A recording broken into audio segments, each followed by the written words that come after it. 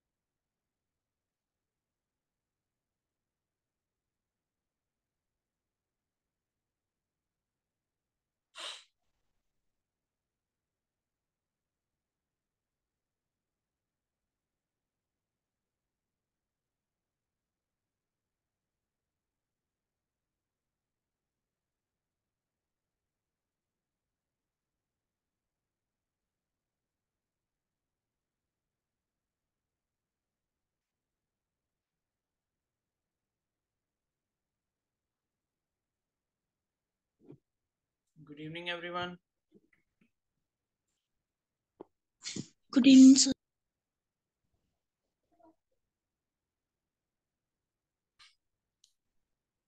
चलो स्टार्ट करें फिर, ठीक है। बाकी तो पता नहीं कब आएंगे सोकर। Good evening Anjali.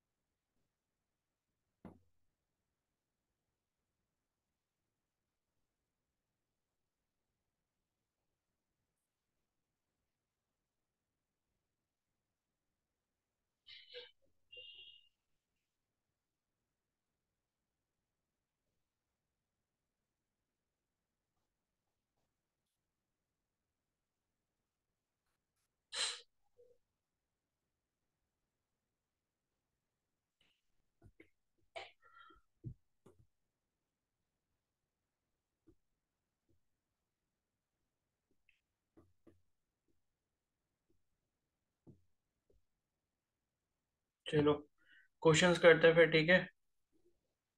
बाकी जिसे नहीं आना उसे छोड़ो। तो कल कहाँ तक कर लिए थे? 38 वाला किया था आई थिंक लास्ट हमने, है ना। 38 के बाद बताओ।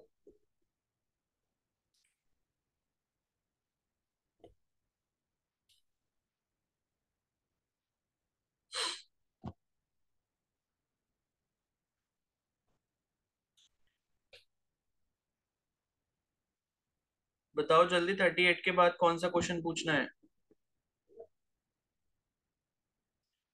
Ajay good evening. आपकी मॉर्निंग कैसे हो रही है? कनाडा में तो नहीं हो?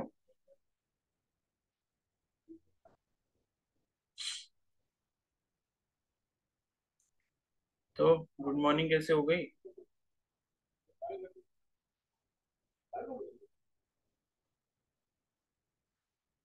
47? क्या है 47 में? The increasing order of the atomic radius of the following element. तो आपको क्या क्या दिया इसमें? कार्बन है, ऑक्सीजन है, फ्लोरीन है, क्लोरीन है, ब्रोमीन है। ठीक है।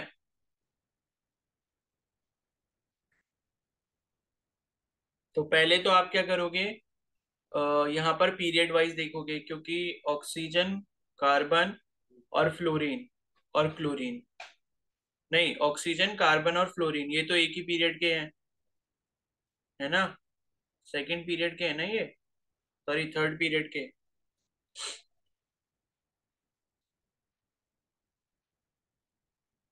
मतलब सेकंड पीरियड के ही हैं, ठीक है।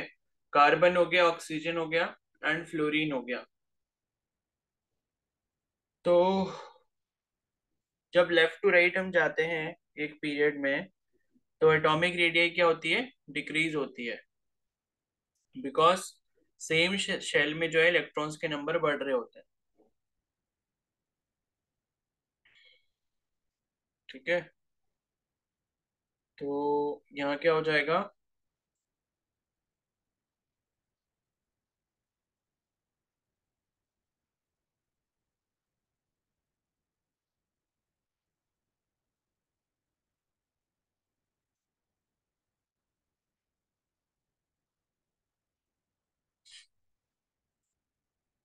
इंक्रीजिंग ऑर्डर पूछा ना आपसे।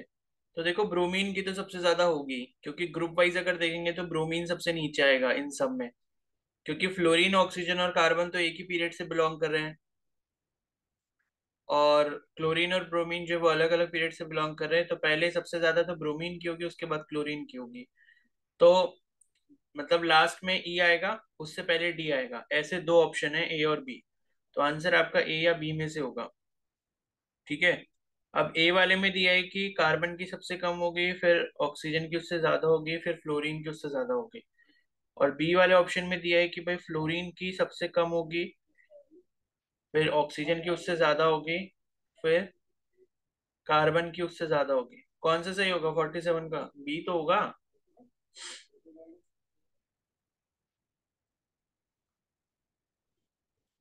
नहीं, ए दे रखा है ना 47 का।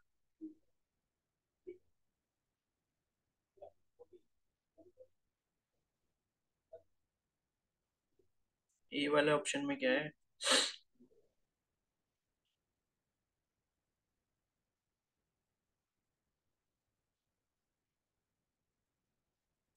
कार्बन की ज्यादा, ए वाले ऑप्शन में है ए पहले, कार्बन की ज्यादा, अच्छा कार्बन की सबसे कम, फिर ऑक्सीजन की उससे ज्यादा, फिर फ्लोरीन की उससे ज्यादा।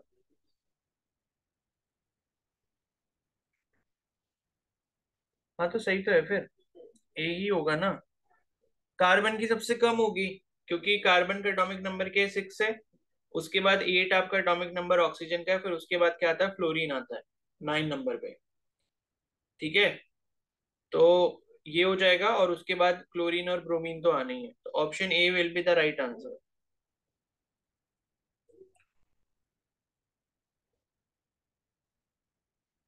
आ रही है बात समझ में।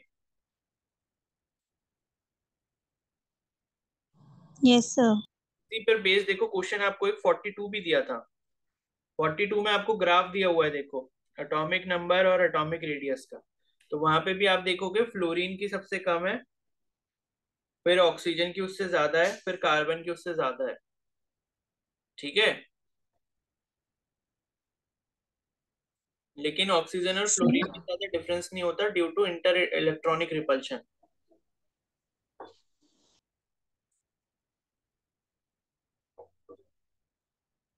हाँ बताओ, कुछ पूछना है और। सर जो ये बुक के हिसाब से जो टेबल नंबर 3.6 है ना, तो उसमें एटॉमिक रेडियस की मान दे रखी पिकोमीटर में। कौन सी, एनसीईआरटी में। यस। तो मैंने उसी के हिसाब से किया था। एक सेकेंड रुको, मैं चेक कर लेता हूँ।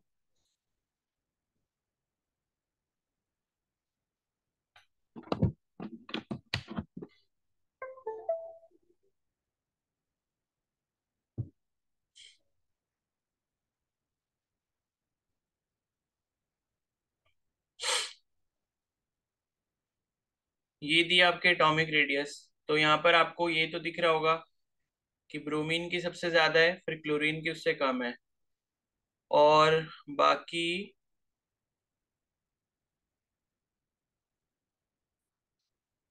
बाकी क्या दिया था उसमें, फ्लोरीन की ज्यादा है, फिर ऑक्सीजन की उससे कम है। अच्छा मतलब आप ये कह रहे हो ना ये वाली टेबल में कि फ्लोरीन की कम दी है, ऑक्सीजन की ज्यादा दी है, और कार्बन की सबसे ज्यादा है, और जो आपको आंसर दिया हुआ है वो आपको कुछ ऐसा दिया है कि कार्बन की सबसे ज्यादा है, फिर उसके बाद किसकी दी है, ऑक्सीजन।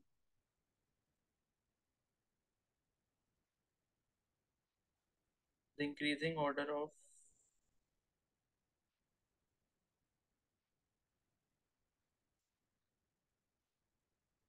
मतलब यहाँ पर जो है सबसे कम किसकी है, फ्लोरीन की, फिर ऑक्सीजन की, उसके बाद कार्बन की, फिर ब्रोमीन की, नहीं फिर क्लोरीन की और फिर ब्रोमीन की।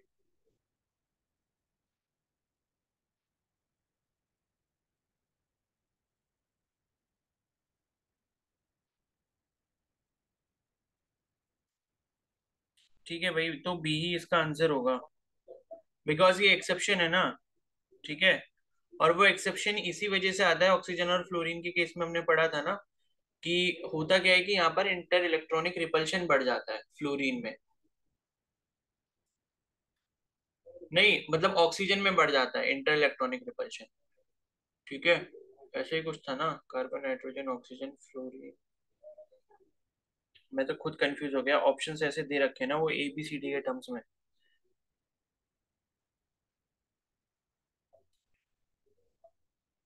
फ्लोरीन की सबसे, सर ऐसा हो सकता है शायद ए ही हो, क्योंकि जो पहली वाली टेबल है वो हमारी उसमें है, क्या बोलते हैं इसे, पीरियड्स में। और जो सेकंड वाली टेबल है वो हमारी ग्रुप्स की है शायद, तो इस वजह से। नहीं तो लास्ट का तो ठीक है, वो लास्ट में तो आपका ब्रोमीन की सबसे ज्यादा होगी और क्लोरीन की उससे कम होगी। बाकी ये तो तीनों एलिमेंट्स, बाकी के जो तीन एलिमेंट है वो तो आपके सेकंड पीरियड से है ना। सेकंड वाले पीरियड में आप देखोगे तो फ्लोरीन की सबसे कम है, फिर ऑक्सीजन की उससे ज्यादा है, फिर उसके बाद कार्बन की उससे ज्यादा है। तो सी, फ्लोरीन आपका कौन सा है, सी है, ऑक्सीजन आपका बी है, और कार्बन आपका ऑप्शन ए है, तो CBA। ऑप्शन बी ही इसका करेक्ट आंसर होना चाहिए, ठीक है, ऊपर वाला नहीं होगा। ऊपर वाला गलत है, ठीक है, वो ऑप्शन ऐसे इतने कंफ्यूजिंग दे रखे हैं ना, तो इसलिए कंफ्यूजन हो रहा है। इलेक्ट्रोनेगेटिविटी कहाँ से आ जाएगा इसमें, एटॉमिक रेडियस की बात हो रही है ना यहाँ पे तो। ठीक है, तो ऑप्शन बी जो है वो इसका करेक्ट आंसर है, क्योंकि होता क्या है, मैंने आपको बताया ना कि अलोंग द पीरियड जब आप जाओगे लेफ्ट टू राइट, तो आपकी एटॉमिक रेडियस क्या होती है, डिक्रीज होती है। तो उसके अकॉर्डिंग आप यहाँ पर देख सकते हो, फ्लोरीन जो है वो सबसे लास्ट में आएगा पीरियड में, सेकंड पीरियड में। फिर उससे पहले क्या आता है, ऑक्सीजन आता है, और उससे पहले कार्बन आता है। तो फ्लोरीन की क्या होगी, सबसे कम होगी, ऑक्सीजन की उससे ज्यादा होगी फ्लोरीन से, और कार्बन की सबसे ज्यादा होगी। ठीक है,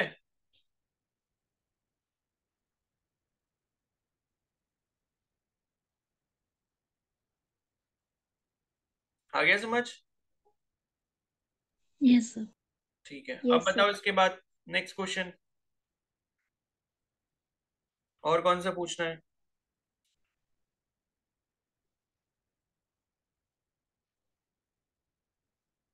सर सर 51। कौन सा, 51। 51। The first ionization energy in kilojoule per mole of sodium, magnesium, aluminium and silicon। तो इसी भी उसी कॉन्सेप्ट से करेंगे ना, इसी को भी।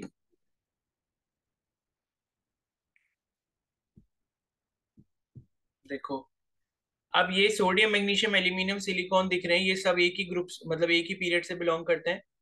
ठीक है, सोडियम, फिर उसके बाद मैग्नीशियम, फिर एल्यूमिनियम, फिर सिलिकॉन। Atomic number 11, 12, 13 and 14। ठीक है, और पीरियड कौन सा होगा भाई इनका, बताओ।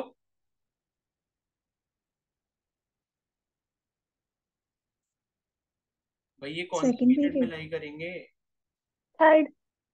थर्ड पीरियड में थर्ड। करेंगे ना, तो इतना टाइम क्यों लग रहा है, इससे पहले जो नोबल गैस आती है कौन सी होती है, नियोन होती है ना। तो नियोन का एटॉमिक नंबर क्या होता है, 10, लास्ट में आती है ग्रुप 18 में। और उससे पहले कौन सी आती है, हीलियम, फर्स्ट नंबर पे जो आती है ग्रुप 18 में। उसके बाद तो सोडियम शुरू होता है थर्ड पीरियड से। तो ये हो गया। एंड अगर वही हम लॉजिक लगाते हैं कि लेफ्ट टू राइट जब हम मूव करते हैं तो होता क्या है कि आयनाइजेशन एनर्जी जो है वो बढ़ती है।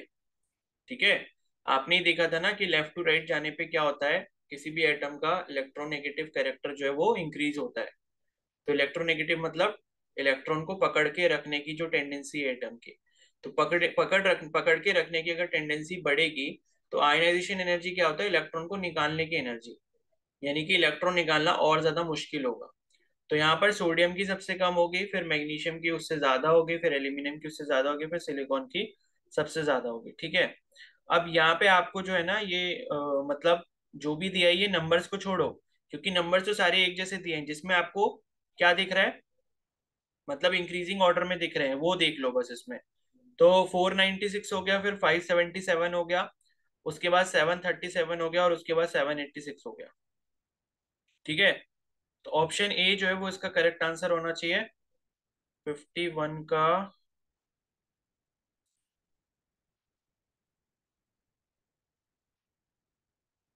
ठीक है, 51 का ए है। ठीक है, तो इतना क्या कंफ्यूज हो रहे थे वैल्यूज देख के, वैल्यूज तो चारों ऑप्शन में सेम ही दे रखे हैं ना, अपना बस लॉजिक इस्तेमाल करो कि आयनाइजेशन एनर्जी पे क्या फर्क पड़ता है जब एक ही पीरियड के एलिमेंट्स आपको दिए हुए हैं।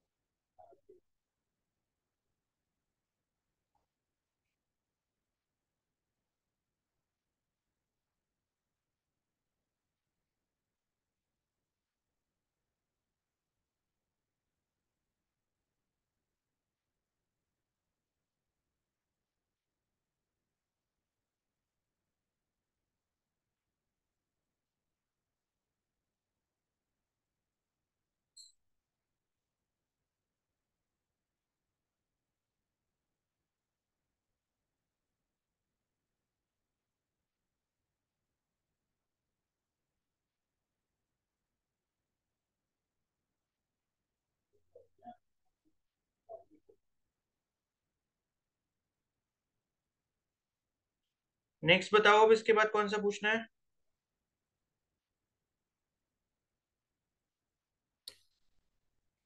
सर 55। वॉइस क्लियर नहीं आती, प्लीज एक बार चैट में भेज दो। सर 53। 53। सर 55। ठीक है, रुको पहले 53 डिस्कस कर लें, फिर 55 करेंगे। ठीक है।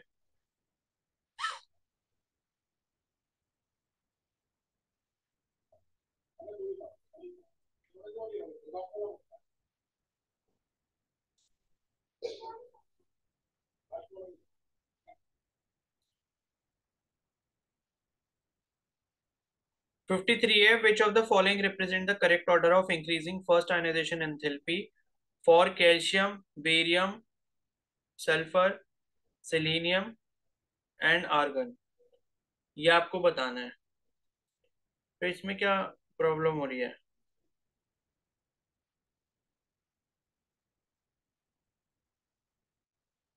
देखो पहले ये एनालाइज करो कि ये ग्रुप और पीरियड का क्या चक्कर चल रहा है एलिमेंट्स में जो आपको दिए हैं, क्योंकि अगर कोई भी क्वेश्चन आपको मिलेगा तो वो उसमें कुछ ना कुछ पीरियड और ग्रुप का चक्कर होगा। ठीक है। अब यहाँ पर जो आपको दिया हुआ है वो क्या क्या दिया है, एक तो कैल्शियम दिया है, फिर बेरियम दिया है, उसके बाद सल्फर दिया हुआ है, सेलेनियम दिया हुआ है, और आर्गन दिया हुआ है। ठीक है, ये दिए हैं। तो अब आप अगर इनको देखोगे, ठीक है, तो पहले तो ये है कि भाई अगर आपको ग्रुप वाइज पीरियोडिक टेबल याद नहीं है तो आपको वो याद हो जानी चाहिए, भले ही कैसे भी करके ट्रिक लगा के याद करो वो मुझे नहीं पता, लेकिन वो आपको याद करनी पड़ेगी। ठीक है, काफी सारे नेमोनिक्स होते हैं। तो कैल्शियम वाली अगर आप ग्रुप देखोगे तो कैल्शियम का ऐसे करके कुछ होता है ना, ये बेगम के सर 12, इस तरीके से याद करता था मैं। ठीक है, आपने भी करा ही होगा। ठीक है, ये बेगम के सर 12 मतलब गम मतलब ये Mg होता है मैग्नीशियम। तो beryllium, magnesium, calcium, strontium, barium, radium, ये हो गया आपका, जिसमें आपका क्या आ रहा है, कैल्शियम और बेरियम आ रहा है। ठीक है, एक सेकेंड, ये आ गया कैल्शियम और ये आ गया बेरियम। और ये कौन सा वाला वो होगा ग्रुप, बताना जरा। बेरिलियम को देख के आपको कौन से ग्रुप की याद आती है। 2। ग्रुप 2 होगा, ठीक है, क्योंकि हाइड्रोजन हीलियम, हीलियम ग्रुप 18 में चला गया, फिर लिथियम बेरिलियम यानी कि सेकंड ग्रुप में आ गया फिर, तो ये हो गया आपका सेकंड ग्रुप। अब उसके बाद ये दोनों एलिमेंट्स तो हो गए, अब उसके बाद क्या बचा, सल्फर बचा, सेलेनियम बचा और आर्गन बचा। अब सल्फर आप यहाँ पर देखोगे तो सल्फर आपका आता है ऑक्सीजन वाले ग्रुप में, उस से टीपो, लाइक इस तरीके से मैंने याद करा था, उससे टीपो करके ऑक्सीजन वाली जो फैमिली है उसका ग्रुप बनता है, ठीक है। तो ऑक्सीजन का कौन सा ग्रुप होता है? 16। कौन सा?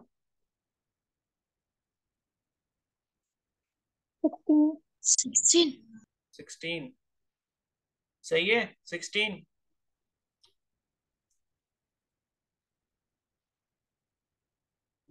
16 होगा, ठीक है। क्योंकि ऑक्सीजन के बाद क्या आता है, फ्लोरीन आता है, फिर नियोन आता है, और नियोन आता है आपका ग्रुप 18 में, तो ऑक्सीजन 2 उससे पहले यानी कि ग्रुप 16 में आएगा। अब हमें यहाँ पर सल्फर ये मिल गया और सेलेनियम ये मिल गया, ठीक है। और उसके बाद जो लास्ट है आपका ग्रुप 18, वहां पर आपका क्या आता है, आर्गन आता है।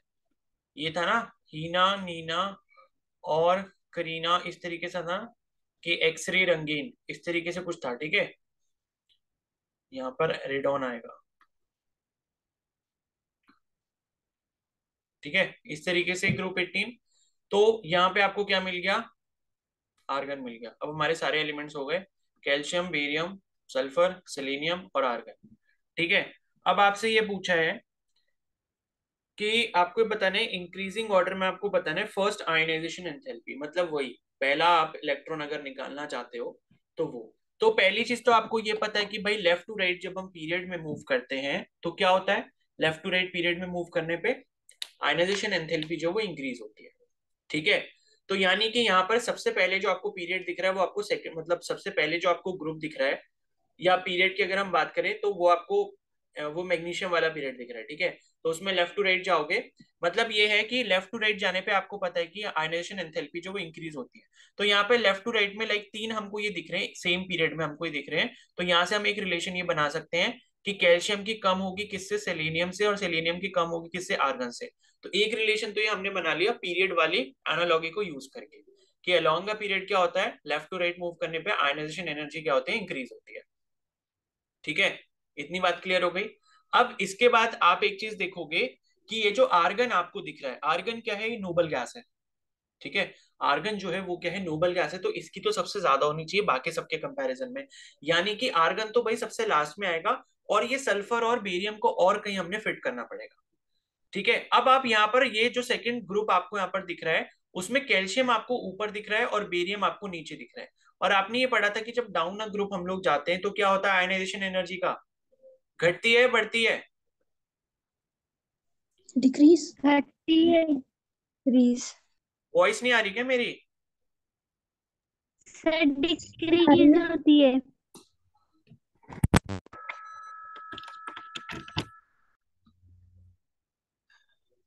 अभी आ रही है, देखो voice clear. Yes sir decrease होती है। हाँ ठीक है, डिक्रीज होती है ना, तो नीचे जाने पे क्या होता है, एटॉमिक साइज बढ़ता है, एटॉमिक साइज बढ़ने से क्या होता है, वैलेंस इलेक्ट्रॉन की जो दूरी है आपके न्यूक्लियस से वो क्या हो जाती है, ज्यादा हो जाती है, जिस वजह से आयनाइजेशन एनर्जी डिक्रीज होती है। यानी कि कैल्शियम और बेरियम के कंपैरिजन में देखेंगे तो बेरियम की जो आपकी आयनाइजेशन एनर्जी है वो क्या होगी, कम होगी, किससे, कैल्शियम के कंपैरिजन में। यानी कि बेरियम यहाँ पर और आगे आ जाएगा, उसकी कम किससे है, कैल्शियम से। अब बचा यहाँ पर क्या, सल्फर बचा हमारे पास। अब इसी तरीके से सल्फर और सेलेनियम में आप बात करोगे तो किसकी कम होगी यहाँ पे,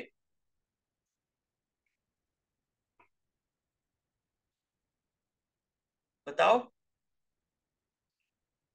सल्फर और सेलेनियम में किसकी कम होगी आयनाइजेशन एनर्जी? सेलेनियम की होगी ना, क्योंकि वो ग्रुप में नीचे है, ठीक है। तो यानी कि सेलेनियम पहले आ जाएगा और उसके बाद क्या आ जाएगा, यहाँ पर सल्फर आ जाएगा, ठीक है। तो ये ऑर्डर इस तरीके से बन गया, बेरियम की सबसे कम, कैल्शियम की फिर उससे ज्यादा, फिर सेलेनियम की उससे कम हो जाएगी, ठीक है। अब सेलेनियम की उससे कम हो गई और उसके बाद क्या आ जाएगा, फिर आपका सल्फर आ जाएगा, और लास्ट में क्या आ जाएगा, आर्गन, क्योंकि वो तो वैसे भी नोबल गैस है। अब ये ऑप्शन मैच करता हुआ देख लो, अगर कोई ऑर्डर यहाँ पर आपको दिख रहा है तो। Barium, calcium, selenium, sulphur, argon. देखो ऑप्शन सी में यही ऑर्डर दिख रहा है। 53 का आंसर चेक कर लूं, रुको। सर सी वाला है। हाँ, 53 का आंसर सी है।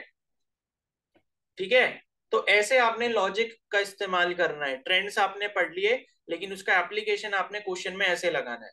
और इसको लगाने के लिए आपको सारे ग्रुप याद होने चाहिए अच्छे से। ठीक है, तो मैंने 2017 में पढ़े थे ये, मतलब 2016 में, तो मेरे को अभी तक याद है। तो आपको भी थोड़ा अच्छे से इनको याद करना पड़ेगा। क्लियर है? Yes sir. अब यस बताओ सर। आप, नेक्स्ट क्वेश्चन।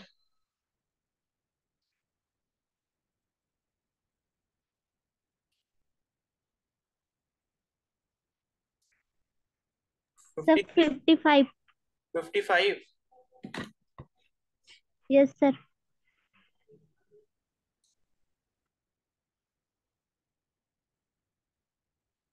55 में देखो ग्राफ दिया हुआ है आपको, एंड इसमें लिखा है कंसीडर द फॉलोइंग ग्राफ। ये जो ग्राफ आपको दिया है वो डेल्टा आई एच का दिया हुआ है। ठीक है, डेल्टा आई एच क्या होता है भाई? कौन सी एंथैल्पी होती है?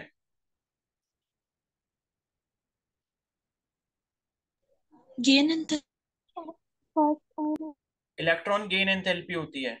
ठीक है,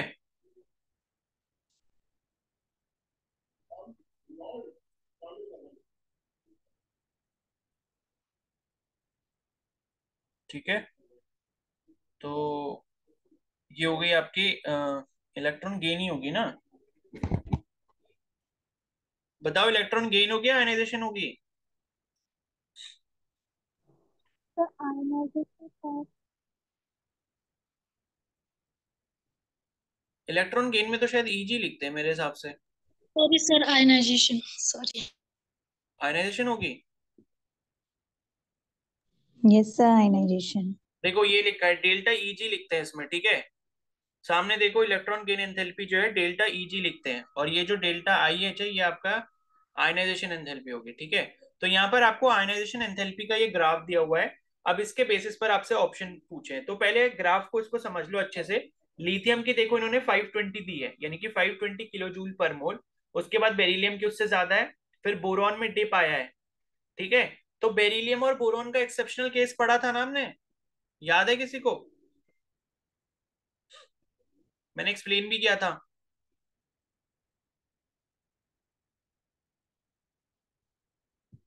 बताओ, याद ही नहीं है किसी को? Yes sir.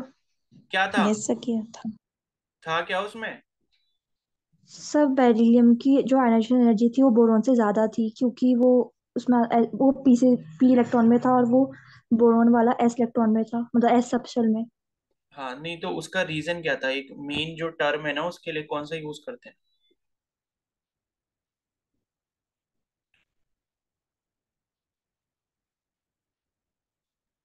Sir shielding effect. की जाएगा। ठीक है, तो शील्डिंग इफेक्ट था। देखो यहाँ लिखा भी है, ये बताया था मैंने आपको कि you will also notice that the first ionization enthalpy of boron, that is Z equal to 5, is slightly less than that of beryllium। ठीक है, क्योंकि आयनाइजेशन एंथैल्पी आपको पता है पीरियड में लेफ्ट टू राइट जाने पे क्या होनी चाहिए, इंक्रीज होनी चाहिए। लेकिन यहाँ पर बोरॉन का एटॉमिक नंबर बाद में आ रहा है, बेरिलियम का पहले आ रहा है, लेकिन बोरॉन की फिर भी कम है। ऐसा होता क्यों है कि when we consider the same principal quantum level, an s electron is attracted to the nucleus more than the p electron। यानी कि s के जो इलेक्ट्रॉन होते हैं वो ज्यादा क्या रहते हैं आपके, अटैच रहते हैं किसके साथ, न्यूक्लियस के साथ, इन कंपैरिजन टू p वाले। ठीक है, तो मैंने आपको इसका कॉन्फ़िगरेशन करके भी बताया था। जैसे मैंने ये देखो लिखा भी है नीचे कि बोरॉन जो है वो आपका 1s2 2s2 2p1 है, और बेरिलियम के केस में यहाँ पर क्या था, 1s2 2s2 था। तो इससे हुआ क्या था कि अगर आप बेरिलियम से इलेक्ट्रॉन निकालोगे तो आप एस वाले से निकाल रहे होगे, और एस वाला जो है वो न्यूक्लियस के ज्यादा कांटेक्ट में रहेगा, जिससे क्या होगा, आपका इलेक्ट्रॉन निकालना थोड़ा सा टफ रहेगा इन कंपैरिजन टू बोरॉन। क्योंकि बोरॉन में जब आप इलेक्ट्रॉन निकालोगे सबसे बाहर वाला, तो अब वो आपका पी ऑर्बिटल से निकलेगा। आ गई बात समझ में?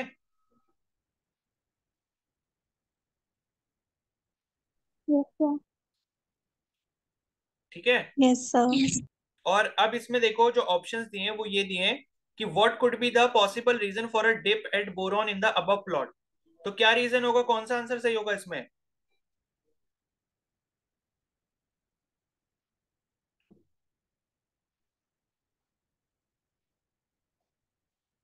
बताओ कौन सा ऑप्शन सही बी। होगा? बी।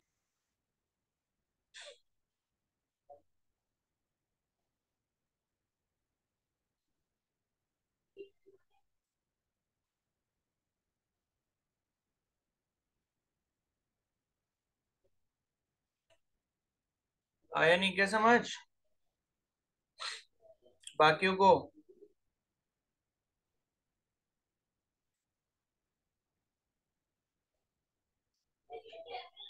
भाई बी होगा ना इसका करेक्ट आंसर फिर। ठीक है, कि 2p electrons are more shielded as compared to 2s electron. अब शील्डेड का मतलब ये है कि भाई उनको मतलब शील्डिंग मिल गई, मतलब वो ज्यादा अट्रैक्टेड नहीं है न्यूक्लियस से। कौन से ज्यादा अट्रैक्टेड है? 2s वाले अट्रैक्टेड है। और 2p वालों को शील्डिंग मिल गई, जिस वजह से वो ज्यादा क्या अट्रैक्टेड नहीं है। और शील्डिंग मिली किसकी वजह से? एस वालों की वजह से। ठीक है, तो ये इसका जो है करेक्ट आंसर हो जाएगा। ऑप्शन ए गलत है, ऑप्शन सी भी गलत है। ठीक है, तो पी बी वाला जो है वो इसका करेक्ट आंसर हो जाएगा।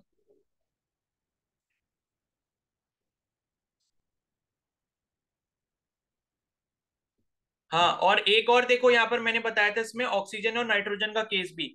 अगर आप यही 55 वाला क्वेश्चन देखोगे तो इसमें जो ग्राफ बना हुआ है उसमें देखो नाइट्रोजन के बाद ऑक्सीजन में भी डिप आया है।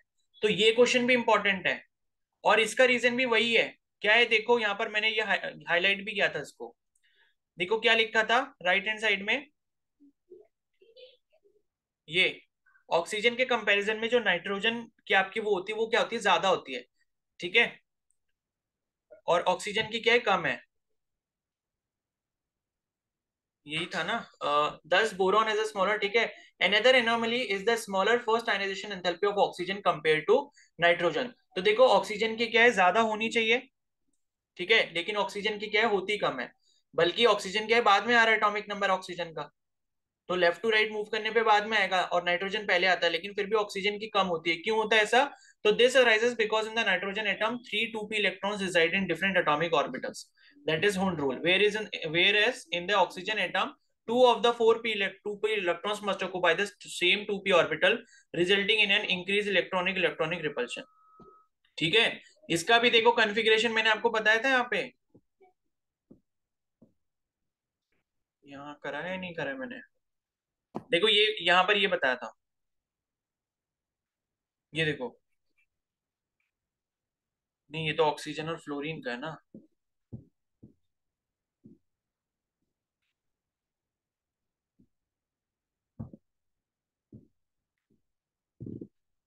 हाँ, ये बताया देखो। नाइट्रोजन और ऑक्सीजन का केस मैंने आपको बताया था कि लास्ट के जो इसमें पी वाले इलेक्ट्रॉन्स है ना, तो नाइट्रोजन के केस में क्या होता है? 2p3 कॉन्फ़िगरेशन होता है। तो हुंस रूल के अकॉर्डिंग क्या होता है? हर ऑर्बिटल में एक इलेक्ट्रॉन आ जाता है। लेकिन ऑक्सीजन में देखोगे तो ये क्या कॉन्फ़िगरेशन है? लास्ट में 2p4 है। जिस वजह से क्या होता है, तीन मतलब ऐसा होता है कि तीन ऑर्बिटल में पहले हमने एक एक इलेक्ट्रॉन भर दिया, उसके बाद जो चौथा इलेक्ट्रॉन होगा वो पहले वाले ऑर्बिटल में आएगा। तो ये जो पहले ऑर्बिटल में आपको दो इलेक्ट्रॉन्स दिख रहे हैं, इनमें क्या होता है? आपस में इंटर इलेक्ट्रॉनिक रिपल्शन होता है। ठीक है, और रिपल्शन की वजह से क्या होता है? उसकी एटॉमिक रेडियस थोड़ी सी इंक्रीज हो जाएगी। इंक्रीज होने से क्या होगा? उसकी जो आयनाइजेशन एनर्जी है वो क्या हो जाएगी? कम हो जाएगी। समझ गए? Yes sir. ठीक है, यस तो ये जैसे सर। क्वेश्चन आया है वैसे क्वेश्चन ये वाला भी पूछा जा सकता है आपसे, कि ऑक्सीजन में डिप क्यों देखने को मिलता है। अब बताओ इसके बाद नेक्स्ट और क्या पूछना है?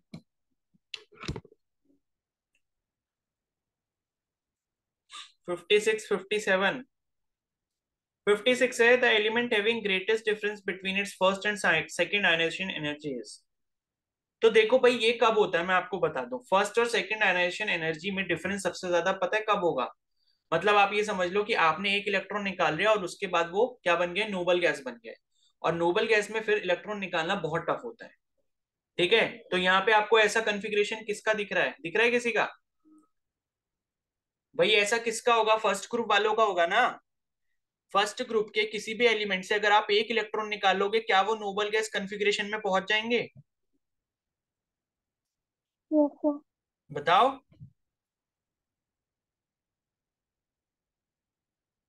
भाई फर्स्ट ग्रुप की अगर मैं बात कर रहा हूं, मैं कह रहा हूं सोडियम है, ठीक है। तो सोडियम की इलेक्ट्रॉनिक कॉन्फ़िगरेशन क्या होती है? 281, क्योंकि एटॉमिक नंबर क्या 11 है, और उससे पहले नोबल गैस क्या आती है? नियॉन आता है। तो सोडियम में से अगर मैं एक इलेक्ट्रॉन को निकाल लूंगा तो कॉन्फ़िगरेशन किसका बन जाएगा? नियॉन का बन जाएगा। और फिर मैं अगर नियॉन में से इलेक्ट्रॉन निकालना चाहूंगा तो मेरे को क्या बहुत ज्यादा एनर्जी नहीं देनी पड़ेगी? बताओ। Yes sir. तो उसी यस तरीके से सर। फर्स्ट ग्रुप के जितने भी एलिमेंट्स होंगे वहां पर ये सिनेरियो आपको देखने को मिलेगा। तो इसके अकॉर्डिंग आंसर क्या हो जाएगा 56 का? पोटेशियम। पोटेशियम हो जाएगा। समझ गए? Yes Yes, sir. sir. Yes. ठीक है। तो बहुत ही लॉजिकल क्वेश्चन पूछा है, दिमाग लगाने वाला, कि भाई कैसे डिफरेंस ज्यादा हो सकता है। तो डिफरेंस ऐसे ही ज्यादा हो सकता है कि आपने एक इलेक्ट्रॉन निकाल लिया और उसको फिर आपने नोबल गैस स्टेट पे पहुंचा दिया उस एटम को, और फिर आप उसमें से दूसरा इलेक्ट्रॉन निकाल रहे हो, तो आपको एनर्जी उस टाइम पे बहुत ज्यादा हैवी अमाउंट ऑफ एनर्जी देनी पड़ेगी। ठीक है। और बताओ इसके बाद 56 के बाद 57। The first ionization enthalpy values of third period elements sodium, magnesium, and silicon are respectively this. The first ionization enthalpy for aluminium will be close to. तो इसमें क्या दिक्कत हो गई भाई? सोडियम है, मैग्नीशियम है, उसके बाद क्या आता है? एल्यूमिनियम आता है, उसके बाद सिलिकॉन आता है। तो लेफ्ट टू राइट मूव करने पे, अभी हम ये एग्जांपल ऊपर करके आए हैं, लेफ्ट टू राइट मूव करने पे क्या होगा? आयनाइजेशन एनर्जी बढ़ेगी। सोडियम की सबसे कम, मैग्नीशियम की उससे ज्यादा, एल्यूमिनियम की उससे ज्यादा, और सिलिकॉन की सबसे ज्यादा। तो एल्यूमिनियम की जो आएगी वो किसके बीच में होगी? मैग्नीशियम और सिलिकॉन के बीच में होगी या नहीं होगी?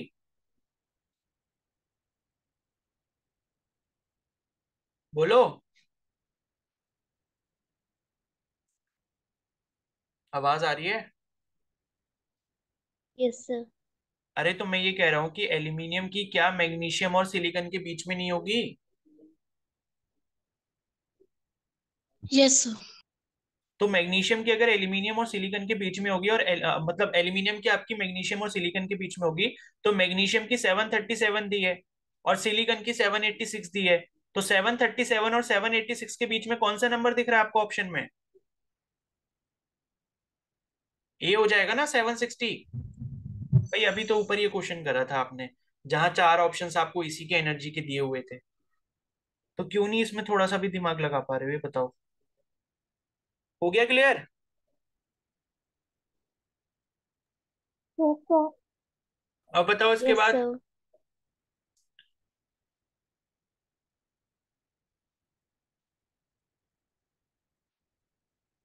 सर 59।